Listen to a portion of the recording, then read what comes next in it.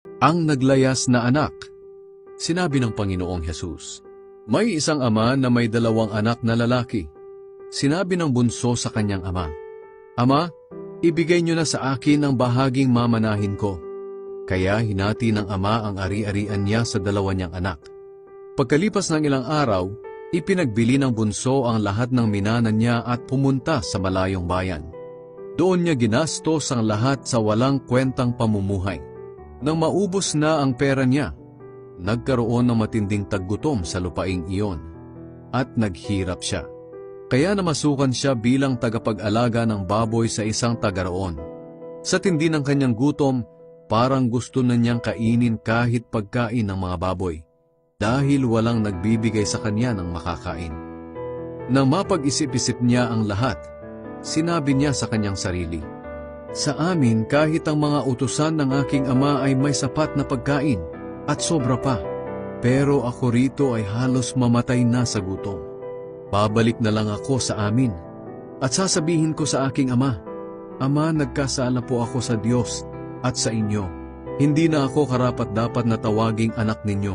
Gawin niyo na lang akong isa sa mga utusan ninyo. Kaya bumalik siya sa kanyang ama. Malayo pa ay natanaw na siya ng kanyang ama at naawa ito sa kanya. Kaya patakbo siya nitong sinalubong, niyakap at hinalikan.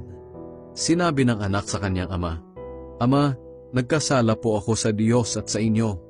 Hindi na ako karapat-dapat na tawaging anak ninyo. Pero tinawag ng ama ang mga utusan niya.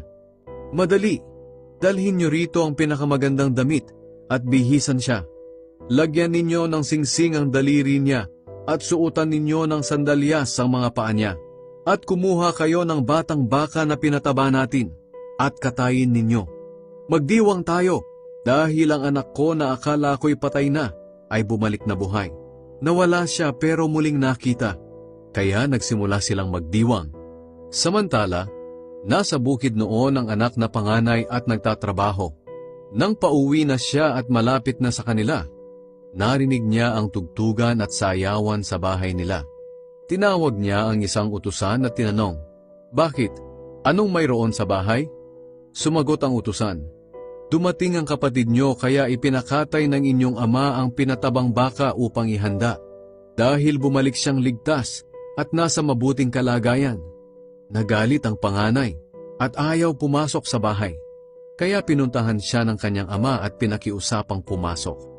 Pero sumagot siya, Pinaglingkuran ko kayo ng tapat sa loob ng maraming taon, at kailanman ay hindi ko sinuway ang utos ninyo.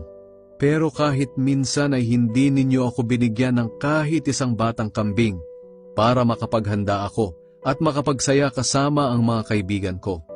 Pero nang dumating ang anak ninyong lumustay ng kayamanan ninyo sa mga babaeng bayaran, ipinagpatay nyo pa ng pinatabang baka.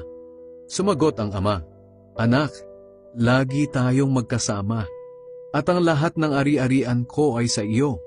Dapat lang na magsaya tayo dahil ang kapatid mo na inakala nating patay na ay bumalik na buhay.